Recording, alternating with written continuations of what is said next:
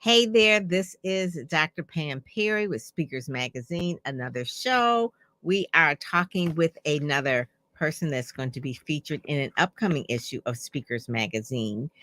This is February, this is March. We have April coming up, but he will be in May. So who am I talking about? I'm talking about Donald L. Dowridge. Donald L. Dowridge, bring him up right now. There he is. There you go, sir. How are you? How are you? I am fantastic. Great. Thanks for having me, Dr. Pam Perry. It is always a pleasure. Good. So we're going to be talking a little bit about what you are, I guess you would say, from suffering, I think it was, to success, and go into a little bit of your backstory, but primarily about the motivational speaking that you do and the why for it and what you've been doing in terms of really busy in Black History Month with the impersonation, I guess you would say, or the representation of Frederick L. Douglass. I want to make sure I'm pronouncing your name right. Donald L. Dowridge? Correct. Dowridge. That's right. Okay, so Donald L. Dowridge. And then DLD, obviously Enterprises, is the name of your company. And Yes, ma'am. so give us a little bit of background of where you're from and the why of motivational speaking, because there's a lot of reasons why people do motivational speaking. So give us a little bit of the background story of Donald L. Dowridge. Definitely. First of all, I want to say thank you for having me as your guest this afternoon or this evening. It is definitely a pleasure to be here with you. My backstory starts, believe it or not, in Baltimore, Maryland. And as you see behind me, you see the Ravens back there. I was born in Baltimore, November 28th, 1956, which I'm proud of, which was Thanksgiving that year. And unfortunately, shortly after my birth, instead of love happening, hardship happened. And the hardship consists of going through 5 torturous foster homes in the city of Baltimore. And anything you can imagine a child going through in reference to torment, abuse, scars, you name it. Unfortunately, I went through it.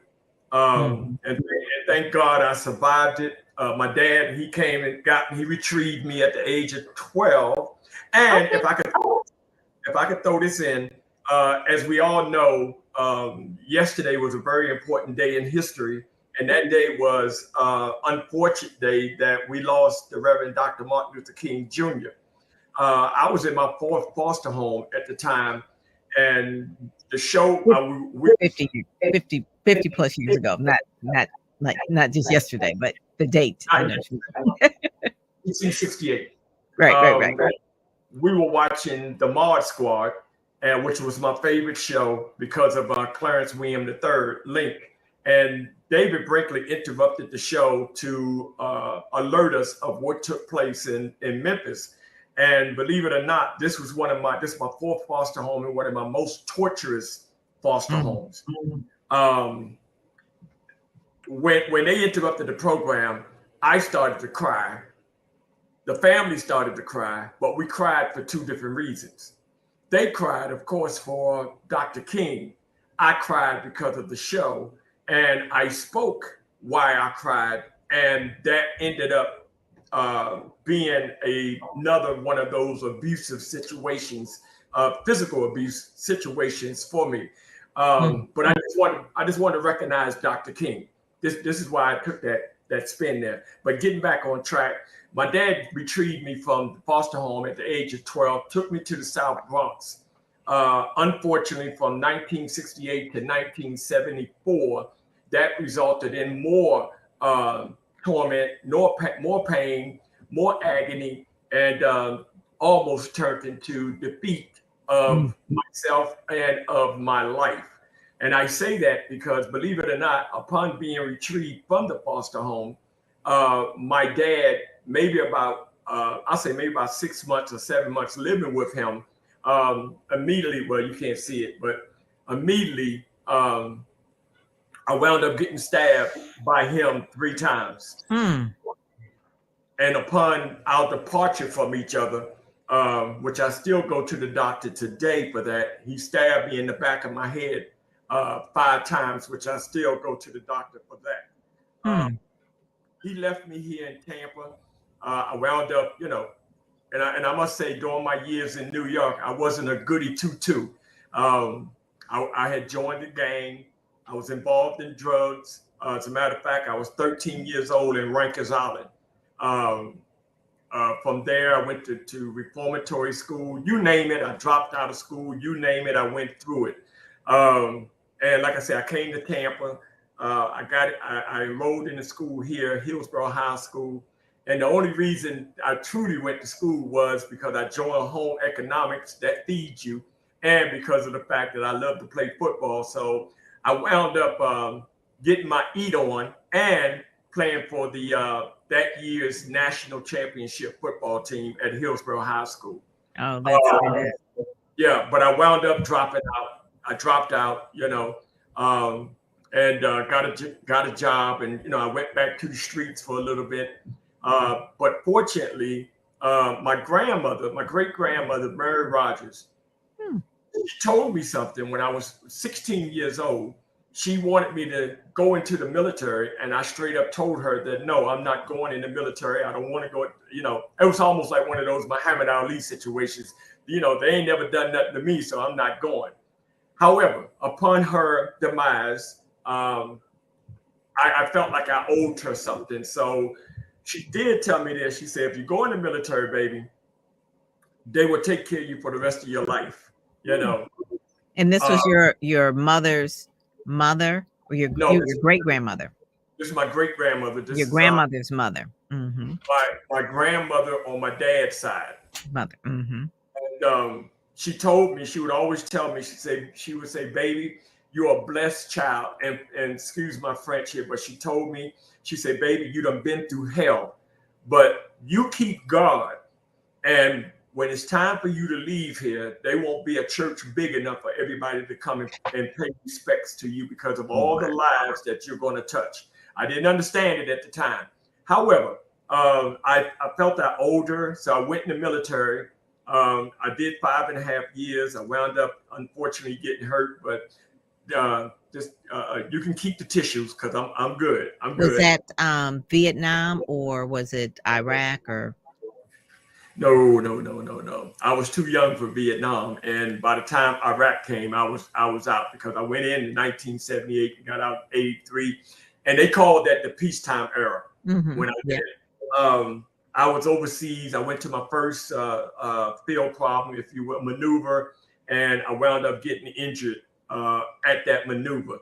Mm-hmm. So I wound up getting out in February 1983. Mm-hmm. From there, I wound up joining the United States Post Office March 16th, 1985.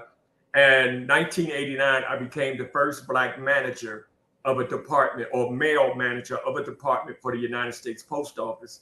And believe it or not, while I was in my tenure, I wanted to become the first Black postmaster of Tampa, Florida. That was my goal. However, God had something else in store because my son, when he was in the 5th grade, he came to me and asked me to go, come to his school and speak. I figured, okay, I want to be a role model for him because my dad was not a role model for me. So I wanted to play it forward. I go to school, I speak, and the teacher, he comes up and he interrupts me and he whispers in my ears. He said, Mr. Dowridge, I need to go to the office. I said, okay. He said, you sure you got it? I said, man, look at here. I got this. So he came back, didn't say anything. But when I got home that evening, I had 5 calls from 5 different schools wanting me to come out and speak. Mhm. Well, from there, my pattern, my life began to change because, I felt that I had there was a niche there, and being in that class, talking to the kids, it gave me the opportunity to do what I love to do, and if you will, I guess for a lesser word, be a spectacle, and be a spectacle in such a way that I'm inspiring, I'm Right. entertaining. I'm seeing the glow in the eyes. I'm seeing the gleams, the smiles on the face. I mean, that is so enlightening to this day. That is still enlightening to me. Um, So you can thank your son then for really you discovering your gift. By this time, you had already become a manager at the post office, one of the first African American males to do so. So you're pretty much thinking like, oh, this is my career. I'm going to retire and then I'll just go and do whatever. But right. now you have another career, I guess you would say. And so you're writing books. You have a book. What is the name of your book? Believe it or not, I've written 14. I'm working on my 15, but these two here that I'm showing here, these are the two that were outside published. The other books, they were my publishing, if you will, and they did pretty well for being Okay. self-published. But these two here, and as a matter of fact, this one here, The Power of Being a Winner, wound up on Barnes and Noble's #1 list. And there was a serious story behind this book, backstory, because of the fact that the late, great Miles Monroe came to Tampa. And I made it a must to go see him. And I went to see him. After he was done, the normal question and answer, then the photography and stuff like that. So I stood in line, and when I got to him, he shook my hand. I shook his hand, and I asked him, could I speak to him?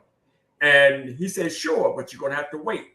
Would you believe I waited an hour and a half just sitting there? That's how inspired I was, just sitting there an hour and a half to talk to him. When it was all said and done, Mr. Monroe took me in the room, and he must have spent another 2 hours just pouring into me. And I was like a sponge that was just put under a spigot. And when I started wringing that sponge out, it wrung out into this book. Wow. Now, the even greatest backstory is I put this book away because after I wrote it, I said to myself, the devil, that nobody's going to read this book. Why did I write this book? Would you believe I put this book away for 17 years? Mm. And on December the 31st, 2013, I took this book to church with me in its I forget what you call it, a manuscript. I took it to this church with me for watch night, prayed over it, and June, that was 12, but June of 2013, I found myself going on a tour around the country promoting the book, which came out #1, The Power of Being a Winner. I also had t-shirts made up and everything. So That's the book. that's the book. And this book here came out November 28th, my birthday, 2019, and it's named Motivational Moments after the show that I would do, which was called the DLD Motivational Moment. So basically, that was 60 seconds of motivation that I would PSA out on about 4 or 5 radio stations around the country. That would find itself being played sometimes 2, 3, 4 times a week, just motivating people and letting people know, to stay in the game, stay motivated. It's okay.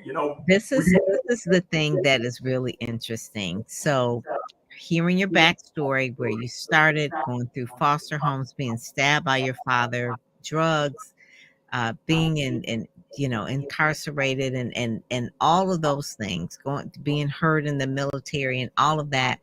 Where does the inspiration for the motivation come from? Because you could have stayed on the track of like, you know what, this life is just bad, nothing good's happening to me, nobody wants me, you know where does that come from? And I know that you said a son, and the son said, "Come and speak." But even before you open your mouth, there was something on the inside of you that was ignited for you to say, "I'm going to be motivated." Was it a particular dream? Was it a book? Was it something you talked about, the mod squad? Was it something from looking at link? I mean, where did it come from? Because it's a lot of people who are in bad places like that, especially from child abuse or even like sexual abuse and that sort of thing. You've got to speak to the people, like, how do they get up? Well, I got to give credit first and foremost to God. Next, go to my great grandmother, Mary Rodgers, who I love dearly. And then the next would go to the fact that even though I was out running the streets of New York and drugging and what have you, there were role models around. And the role models were not role models that I could reach out and touch, not role models that could put their hands on my shoulder, not role models that could stand right in front of me. But these role models that I somewhat connected with were heroes, and I say heroes in the speech or in the speaking of Adam Clayton Powell, Shirley Chisholm, the Honorable Elijah Muhammad, Malcolm X, of course, Dr. King, and these were people that were not in my face, but these were people that I was introduced to via media or introduced to people by people who, elders who were around, even though I was still out there doing my thing. And you got to understand, I was in the South Bronx. Adam Clayton Powell, he's in Manhattan. Elijah Muhammad, the Honorable Elijah Muhammad and Malcolm, they were in Harlem per se. And then we got, James Brown and what he was saying, mind power, say it loud, I'm black. And all this was motivation to me. And not only that, when we got up in the 70s and Dennis Edwards joined the Temptations, I was Hey, now you talk about Motown now. blown. And I say that because of the fact that when I was in the reformatory school, I'll never forget, we were led to breakfast. Soon as I sat down with my tray, this is what I heard. Then I heard this voice say boom, boom, boom. And I stopped like, who is that? And believe it or not, my counselor, who was a white dude, I asked him, I said, who is that? He said, that's the Temptations. I said, but who's that? He said, that's Dennis Edwards. Right? Let me tell you something. All right. And please don't take this out of context. I fell in love with the Temptations at that point with Cloud 9. Now, some of the songs that they put out moving forward, Take a Look Around, Cloud 9, Runaway Child, when they brought that out, I was telling Shack. Yeah, well, Runaway Child, when that came out, I used to tell people, my friends, I wrote that song. They said, why you say cuz? And I said, because I'm always running away. So that song was mine. And who's to say that years later, are you ready for this, Dr. Pam? Years later, I auditioned for the Temptations. So, these were some of my role models who were not immediately before me. And then quite naturally, when I got into the military, my drill sergeant, he said something that, believe it or not, in the session that I had today, I repeated it today. I'm always saying it. He told me, he said, the maximum range of excuse is 0.00 meter. Don't live your life as an excuse. If you have to have an excuse why you can be successful. So that right there still rings a bell. That is good. That is good. A lot of the things that you've gone through, I always say that God doesn't waste anything. Obviously you would not raise your hand for any of the horrible things that you've gone through, but it has made you who you are today, and it made you an opportunity to write the books that you have written. One of the things you said about Dr. Miles Monroe spending 2 hours with you, that is just precious. And it must have been something that he saw in you and felt in you for him to spend that amount of time with you as well, for you to then go and share that information. And so now you're sharing not only motivation, but also historical information for African Americans, primarily about Frederick Douglass. So tell us where your fascination, or I guess you would say the study of Frederick Douglass, where that began, and how you have used that as part of your speaking platform. Sure. As simple as it may sound, ABC, like the Jackson Five said, as easy as one, two, three. I wake up one morning, February 2009. I'm in the mirror, brushing my teeth, and I hear three times, Frederick Douglass, Frederick Douglass, Frederick Douglass. I look around because it sounded like it was live and living color. I looked around to see was anybody else in the room with me. There was nobody else there. After I got myself together, I went downtown Tampa to the then Strauss Center, and I spoke to one of the managing agents there, and it had to be God because of the fact that after our conversation, she elected to give me to donate one of the theaters, which was the Tico Theater, to me. So from 2009 to 2013, I was able to perform every year at the Strauss Theater, which is now called it was the Tampa Bay Performing Arts Center then. Now it's the Strauss Theater. Sorry about that. So from 2009 to 2013, I was able to perform live Frederick Douglass. And the first year, I had maybe 50 people in the audience. After that, and just to let you know, the first year, I had the narrative and the life of Frederick Douglass with me. I stood there shaking, and I read the whole book. But believe it or not, when I got finished, everybody gave me a standing ovation. But I took it upon myself, and I said, okay, we got to do better than this. So the next year, I studied, and I assured that after I read the 4th of July speech, I just moved the podium out the way and I went into my acting. And yes, and it's been a hit ever since that moment. And I've had the opportunity to travel with Frederick Douglass somewhat up and down the 95 East, I-95 core, if you will. From Miami to New York and back. And if you allow me to, back in 2002 on HBO, The Wire, and I don't know if you remember The Wire.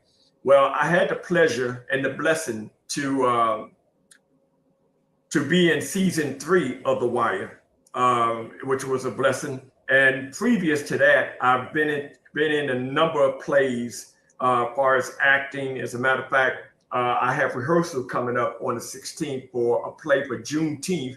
It's a Black History play where I'm going to be the narrator, and it behooves me because they have another gentleman who is playing Frederick Douglass, and I'm trying to see how they're going to figure that out. Me looking like Frederick Douglass, acting like Frederick Douglass, but that's another story. Yeah. But in reference to Frederick Douglass, I got to tell you, when you talk about role models and you talk about mentors, Frederick Douglass has become my number one mentor and my number one role model.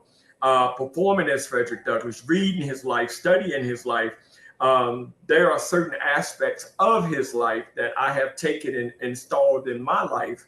And not only that, it's funny because his upbringing as a slave from Western Maryland to Baltimore, it kind of similar my life. No, I didn't get, I wasn't whipped like that. However, there's similarities. And not only that, in Baltimore, they have what is a street called Dowridge Street.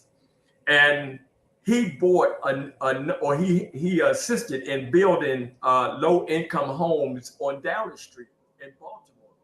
Would you believe that my dad, when he passed away, he was living in one of those homes on Dowridge Street in Baltimore? So Fells Point and all that. And then just the mere fact of him rising to meet the President of the United States, which I didn't mention when I was in the first grade. We were the first group of Black kids to go to the White House, and me clowning. There was a white hand on my shoulder in the first grade. Come to find out that white hand belonged to President John F. Kennedy. Yes. And then moving forth, I had the opportunity to work with his niece, who was the assistant governor of Maryland, Robert Kennedy's daughter, who slips my mind now. So, with the Frederick and looking how his life proceeded all the way to the end on that 1895 day, I see the parallels, as I continue to live my life. And just, as a matter of fact, I got 3 calls yesterday for Frederick Douglass. So I mean, it is, and I would tell anybody when God called, instead of saying who me, no, when He called, He's calling you for a reason. You know, Mhm. just pack your bag, get on the red carpet ride, and the red carpet, and ride this thing all the way to the end. And that's what I'm doing. I love it. I love it. So a lot of people want to know what else that they can book you to speak, but also too, what else can they find at dldenterprises.org? Well, quite naturally, they can find information about the backstory about myself. Quite naturally, you can also go in and you can see the different type of workshops that I speak on, and some of them may not be on that website because I say that because there are times that I'm being called in, and it's an impromptu, meaning that I would have to. Normally, what I do, I'll go in and study their their business or what have you, and because I like to speak and make sure that they are involved in my presentation, so it's almost like, wow, did this guy work for us, one of those things. I do a lot of speaking with youth groups. As a matter of fact, I am presently a vendor with Hillsborough County Public Schools here in Tampa, Florida, and I just got Okay. my audit. I just got my audit, and out of all the vendors for the last 23 years, I repeatedly come out on top as the best speaker. And the reason that is, if you allow me to, I know what type of atmosphere I'm dealing with when I'm dealing with certain students. And the students I speak to 9 times out of 10 are not A students, not B students. These students are on a lower tier, if you will. And when I go in, you see I got the nice shirt on. No, this is not what I go in on. I go in with my DLD T-shirt on. I go in and with the latest Jordans on, quite naturally. And every time I step in, they don't look here; they look down to see what I'm wearing. And just a mere fact, I go in, I rap with them. I have a curriculum. I have a curriculum that I use with them, and Um, it's called Altitude of Greatness that I use with them. And this is a, I don't know if you can see it. wow. All right. Yes. This is the curriculum I designed, and the school system here, they purchased it. And not only that, back in 2003, Baltimore city school system, they purchased it as well. They used it for years. Yeah. That So is such a full circle moment for you, for one going to high school and one, and then also to being born in Baltimore, right? And both of those are places where I guess you would say where you're being sent to heal and to offer hope and to really motivate and inspire other students. And thanks to your son for saying, "Hey, come speak." Who would have known that all this would have been unleashed? It was yeah, definitely yeah. unleashed.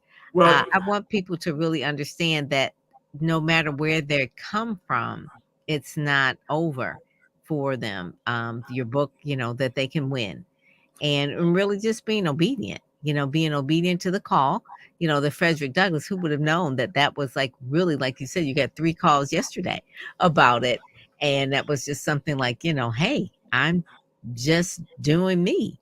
And and then it just really unleashed an acting career, yes, basically, yes, it as yes. well. Yes, and just to kind of finish up on the website, you got there's a gallery, but also the books are on there as well, and you have the T-shirts. I have the DLD T-shirts. Okay. I don't know them all by heart, but basically, one of the T-shirts are geared towards the book. I have another shirt that is geared towards ladies, another one geared towards gentlemen, and as in 2019, as we dealt with the not just the COVID, but we dealt with the Black Lives Lives Matter Matter. movement, Mhm. and I came out with T-shirts for that, and on the back of it has the fist, and it says power. On the back of it, and there's 6 different variations of the DLD shirts. And believe it or not, back in 1996, I had these shirts out. That's when they originally came out. I let it go. And then when I came back out 2 years ago with it, somebody had took the Poswear. That was the name of the shirts, Poswear. Somebody got the trademark on it. So now, so now if you go up on the website, you will see DLD Wear, WEAR. Okay. Yes. And, just basically keeping it going. And like my personal mentor, who I had the golden opportunity to meet as I was, a baby in the business, Les Brown. One of the things that he always says is that you got to be hungry. And Dr. Pam, I got to be honest with you. At 66 years old, I can just tell you that though my age say 66, I'm 17 years old. And, if I could sell a little bit, bringing me in to be your speaker, to be your facilitator, to be your MC, let me tell you something. You will get a combination of Martin Lawrence, Richard Pryor, Les Brown, Donald Dowridge, because of the fact that I wanted to be like and Frederick Douglass. I want people to be I want to see that cheers, because we all go through something. And just like you said, I'm one of the blessed few to make it through. But think about all those people, no matter what your culture, no matter what your agenda, think about all those people who are still going through the storm, and they still asking the question, Lord, why me? Why do I have to live this kind of life? But there's always, that opportunity for someone to come along that will pour goodness, greatness, altitude within them, at least so they can see their way through the darkness, so they can move the trees out the way and they can see how beautiful the forest is. And the forest is sitting right there waiting on them, like it was waiting on you, like it was waiting on me. Because I love it. I love it. Thank you.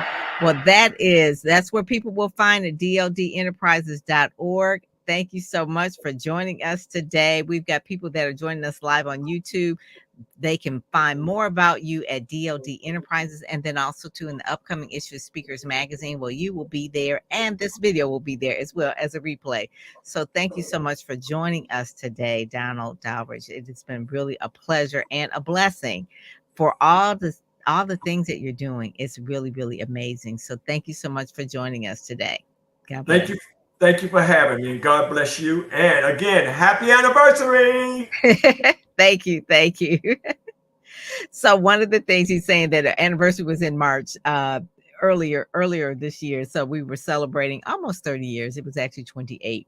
And we had a few things going on over there. But I just want to thank everyone for joining us today. And if you have not read Speakers Magazine, you see that going across speakersmagazine.com. You'll see over the last 6 years, hundreds and hundreds of great motivational speakers, Donald Dowridge being one of them as well. So thank you so much for joining us today, and we will talk with you soon. God bless. Hey, this is Pam Perry, really giving you a PR pep talk. How to get publicity. What can it do for you? Why do you need it? What's it do? How much it costs? I'm going to answer those questions in a sec. So what can quick media coverage do? It can help you increase your visibility online, extend your reach, stand out from the crowd, higher ranking on Google so you can get found. SEO is important. That's what PR can do for you, for sure. So when you're ready, go to PamPerryPR.com. Love for you to get out there and get known. Get in all of the media that you see on the website, PamPerryPR.com. Take a pic of the packages for the PR on PamPerryPR.com. All righty. We'll see you there.